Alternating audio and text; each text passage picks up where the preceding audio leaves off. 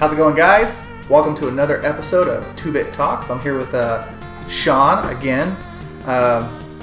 If you've seen our last two episodes of 2-Bit Talks, you'll notice that we haven't changed our wardrobe. Yes, we wear the same thing every day like cartoon characters. Yeah, and we're totally not filming this in one go. Yeah, that's beside the point. Last Jedi teaser. It came out a few days ago, and it looks freaking amazeballs. We're going to break it down, at least as far as we're capable of breaking it down for you. We're going to talk about possible Easter eggs and what it means for Episode 8, The Last Jedi. Sean, why don't you give us a quick overview of what happens in the teaser? A quick overview? Wow. I have not seen it in a few days, so I'm a little blurry. But from what I remember... Yeah, what stuck with you? What stuck with me is we are kind of what we kind of thought what they were doing with this series. I feel like we might be getting a Empire Strikes Back redux here. It looks like the First Order is on top of things and kicking ass. Now, this is just a teaser. These are just a handful of scenes. But from what I saw, it looks like a lot of those fucking Resistance people are getting their fucking asses kicked. Lots of ships blowing up of theirs. Did I see Poe Dameron's ship getting blown up, if I remember correctly? Maybe. Yeah, he was definitely in a hangar that was being destroyed by Phasma's crew. Yeah, and then, of course, I remember seeing Kylo Ren looking pretty tough with his... looking more confident than I have seen him. And it looks like... and then also it looks Scars in the wrong place, though. Yeah. That's a huge controversy right now. In the episode 7, he got sliced down the middle, but now his scar is over his right brow for some reason. So, but besides that, you know. I mean, well, they can fix that in post. Yeah, we'll fix it in post. We'll have a Lucas approved special edition on that. Yeah, I want them to start calling it the Lucas edition whenever they revamp something. But no, It looks like we're finally going to find out Luke's side of the story. Right. I feel like this is going to be a Luke-heavy movie, but also, that being said, also I believe that it's going to, like Empire Strikes Back, Luke is Yoda now, and Rey is, Luke, and he's going to just a lot of training scenes. Yeah, he's going to ride her piggyback. Yeah, ride her piggyback. This is how I learned it, God damn it. That's how it's done. I don't know another way. Yeah, I was only taught by two old men. Yeah. So it looks like a trainer. Also, it looks like Luke is having a crisis of faith. He thinks, from the line he said, that maybe the Jedi should be no more, or the Jedi need to end, and that's why he left. So Luke is like, thinking, and it is a good question. I actually thought, and this is why I'm hopeful for this movie, because it's a question. The way he worded it, it's a question I have not heard from a Jedi anyway.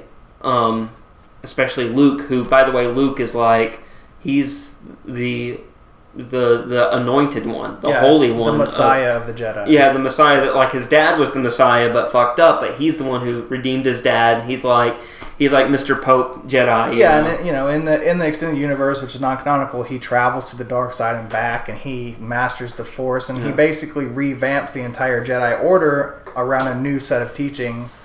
And this looks like it might be Luke's awakening. Like, he went through the fires with, the Knights of Ren and the destruction of the Jedi Temple that he set up.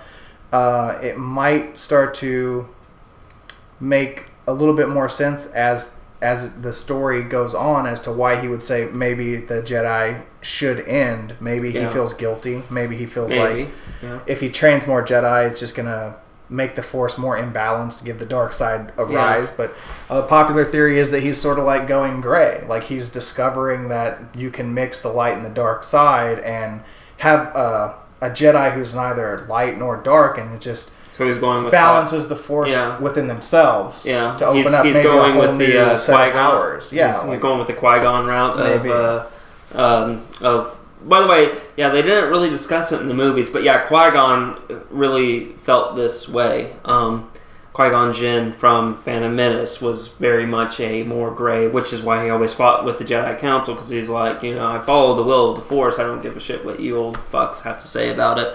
But essentially was what he was like. But no, I like that. It's a question I felt like hasn't really been put forth, especially by Luke. I mean, you always hear it from like bounty hunters or mercs or some, the Jedi are just a danger to the galaxy. Here's Luke Skywalker actually thinking, you know what?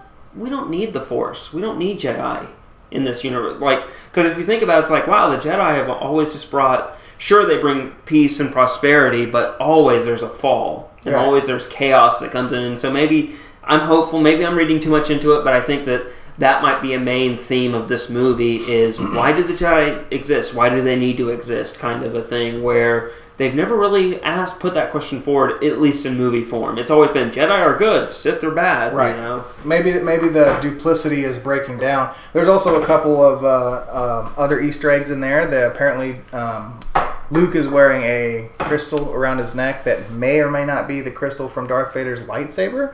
Kyber crystal apparently is what they're calling him in this universe. Is the Kyber crystals power the lightsabers, and there are shots of ancient books, possibly ancient Jedi teachings, or may not be the Journal of the Wills, which was the first draft name of the first Star Wars script. As we know, in Rogue One, those monks were the protectors of the Wills, so they're tied to the Jedi, and the Wills are in this universe. So maybe Luke found them. Maybe he found the secret is that there's no rigid right or wrong, that the world is made of gray areas, and that people need to be true to themselves and how they feel instead of following the rules of one order or another.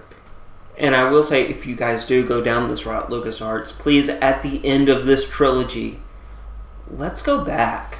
Way before the movies. Let's go explore that ancient history of the Star Wars universe. Old Republic? Old Republic, which is already established, of course, that, in comic books, video games, and all that. I would love to go back to even before that, when the wills were being created or set. I would love...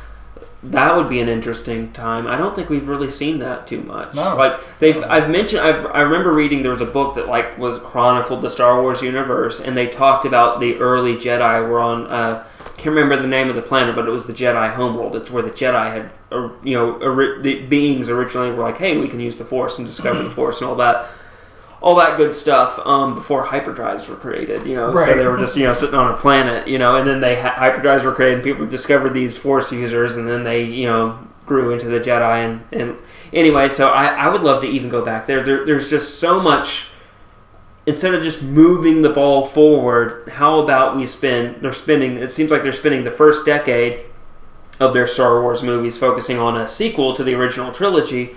How about, the next decade, focus on maybe really fleshing out in film the Old Republic, and even before the Old Republic, and Well, they're going to have to go there eventually because they'll run out of ideas eventually. I mean, they're going to make a Star Wars movie every year. They're going to have to go either forward or backwards in time. Also, this book of Luke's might be the first time I've ever seen a book in a Star Wars universe.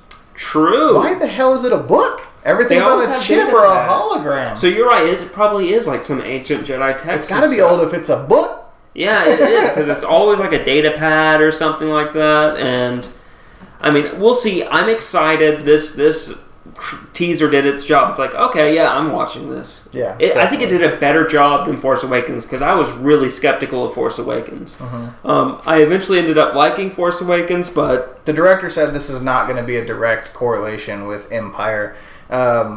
The way that Force Awakens followed A New Hope was a directorial decision by J.J. Abrams and it worked. I mean, in my opinion, it worked. By the way, I'm like, I could never, direct my way out of a fucking paper bag. J.J. Abrams totally knows what he's doing, but right. I do feel like that's his fucking shtick. He goes, oh, this is the Project Dom? Well, I'm going to look at what everyone's favorite movie or favorite era of this was, and I'm going to steal all the good ideas from it. He pretty much, what he does is he's like Raptor Jesus. He feeds off of your nostalgia. Right. That's his gimmick. He's a nostalgia vampire. The Episode 8 director is apparently not taking it down the copy and paste road. So there's that much. We have his word to go on. So anyway, guys, let us know what you think about the Episode 8 teaser, any new information that you find out, what your feelings are on the theories that we've proposed.